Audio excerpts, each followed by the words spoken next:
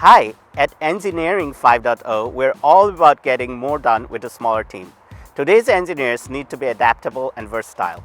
Full stack engineering combines programming the front end, back end, and infrastructure layers, giving engineers all the tools they need to build, deploy, and manage complete applications. This approach streamlines development and makes teams more agile, which is especially important when working with a lean team. In this video, we'll delve into Amazon Web Services AWS Amplify Generation 2 to create full-stack applications and running the project in a sandbox so that we have a short inner loop development cycle. And don't worry, we'll explain that in a bit. So let's get started. So this is what you should see when first trying to log in. So put in your username, put in your password. I'll mark this as a trusted device. Let's see if it asks for a MFA device. So I'll set an MFA device and I'll use my QR code. Let me pause for now. So once this has been set up, if I click done, then you'll get access to somewhere like this, and then you should click on the organization, and then to view the console you should use the read-only access. So this one is where you generate the access keys and use it to set your permissions file to work on it on your computer, while this one is to view things inside of here. So it may give you an introduction like this, and let's see if I can find Amplify here. So go to AWS Amplify and I'll be able to see this app. So sometimes you may not be able to see this, and make sure you're in the right region. So this particular app is in the US East 2 region. So when you click this, then you should be able to see your application. So this is if someone already created an app for you, and you have to edit it or you have to work on it. But what if you want to create it? So over here you have the create new app button, and then you can start with any of these, but I would recommend starting with a template. And for this tutorial I'll be using Next.js. So here's the template. So when you have a template like this, what you can do is you can clone this as a template. So to clone this as a template, once you log into your account, you will see that there is a use this template button in your GitHub, and then choose create a new repository, and choose an owner. You might have some applications or organizations where you might want to put it, or you might want to put it in your personal repository. You can put it a name, give it a name, make it private or public, and once you create it, then you can go back into your AWS Amplify and select this repository and create the app. So what I want to do next is to run this code kind of locally in your computer, but the front end is running locally, but the back end is running in AWS in what's called a sandbox. So the code I have, I put it from GitHub into a folder called, in this particular example, Helena Amplify Frontend Playground. And when I click here or open that folder, I see that it has some code here that I want to run. And then I also need to put in credentials for the AWS account. And to get to that credentials, so you need something called the AWS Access Portal, and that your admin should be able to provide you this AWS Access Portal URL. Then when you put in that URL, then you will be able to log in as the user that's provided to you.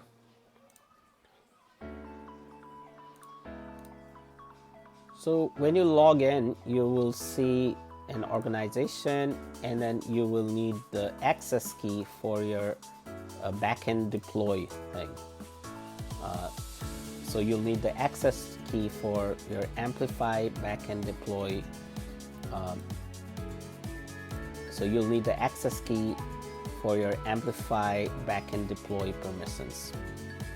So when you click the access key, you'll have something like this, and then it will copy that and put it in a credentials file. So the credentials file will be in your home folder, and there'll be a folder called .aws, and then there'll be a credentials file there.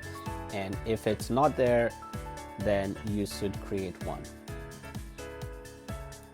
And over here, I'm going to copy in the new credentials. Now these credentials are only valid for 12 hours, or depending on how the admin set it up.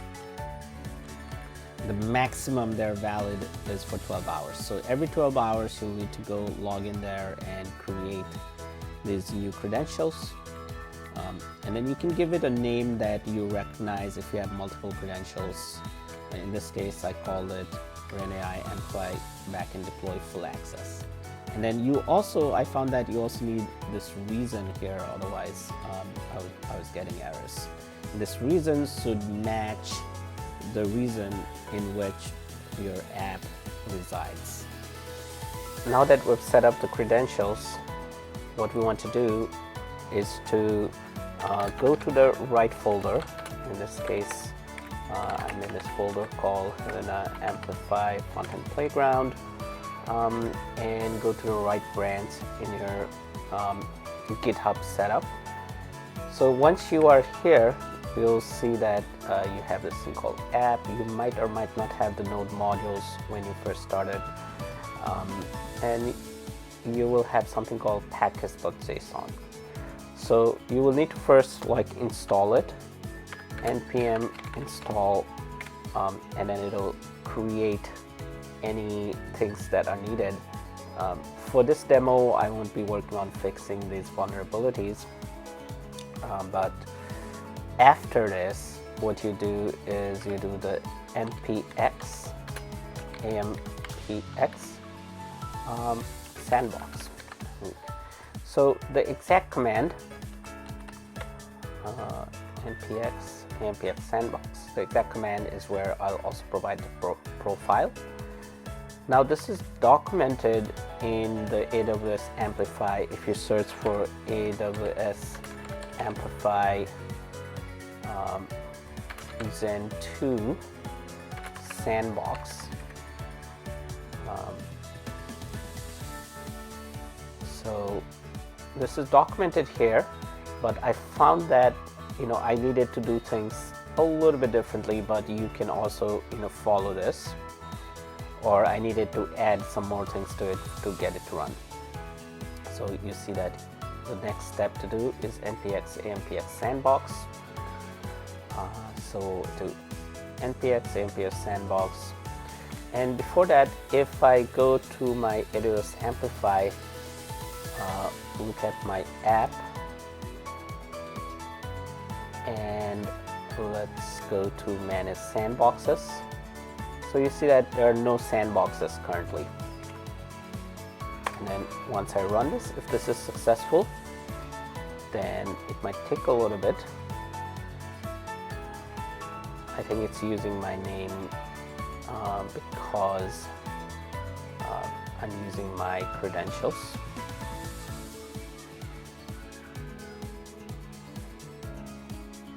Let's see if that will work. So it took about 4 minutes, and then in the end I got this. If there was any error in between, then you need to first debug that error.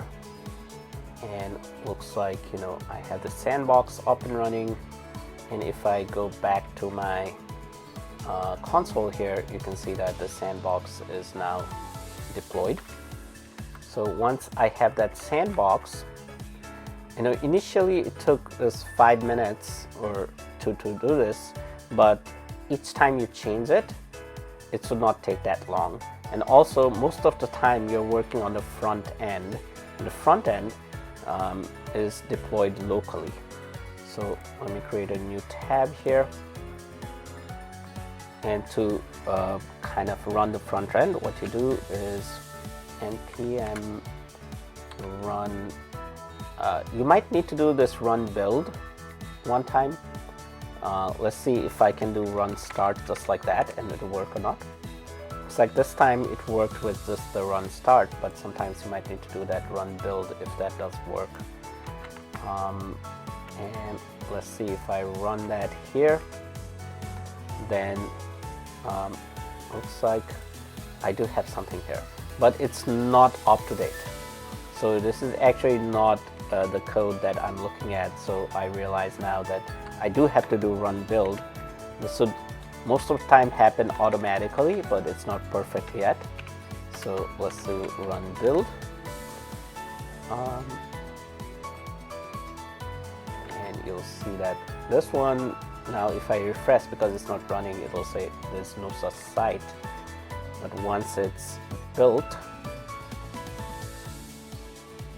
so it's built, and then if I say run start, now if I refresh that, then I get my version of what I'm looking at.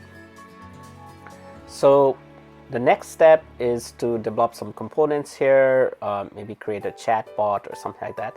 So I'll go through that in next videos. So for this particular starting step, you should be able to run it in a sandbox and be able to modify some of the front end. Like for example, let me add a simple code in this thing called page.tsx. Let me say this is the development version, and I will say today is October in 2024. So today is someday in October 2024, and if I go back here, it should actually automatically update if it's working well. But in my case, I might have to restart my computer or something like that to get this working well. But in my case, I do have to build it. It might have to do something to do well, that this being a static page, but I'll figure that out later. For now, my steps to run this locally is to do the npm run build, and it takes a little bit. Let's see if it's able to. All the while, you do need to keep this running for the back end. It's created a sandbox in the cloud, and then when I do the npm run start, I can go here, and then it's able to do this. Let me see if I can actually do the build while while it's running. So let me change that a little bit. Say today is October 17th of 2024, and I'll save that, and I'll go here to see if it detected any changes. Not really. So if I refresh it, it didn't change. But now I'll keep this running, and I'll say npm run build in another window. Let's see if that will help. So compile successfully. So it's not as good as just saving it and this happening automatically. I could probably figure that out, what's going on wrong there. But the build is not taking too long, and looks like I can't actually do that. I do need to do the stop the npm run and then start it again. So that is how we do local changes to the front end and have the back end running simultaneously. And in the next video, we'll go into some more details about fleshing out this app with something more useful. Thank you, and looking forward to seeing you in the next part of this tutorial. And please do let me know if you want me to cover something particular, anything about engineering full stack applications. Thank you.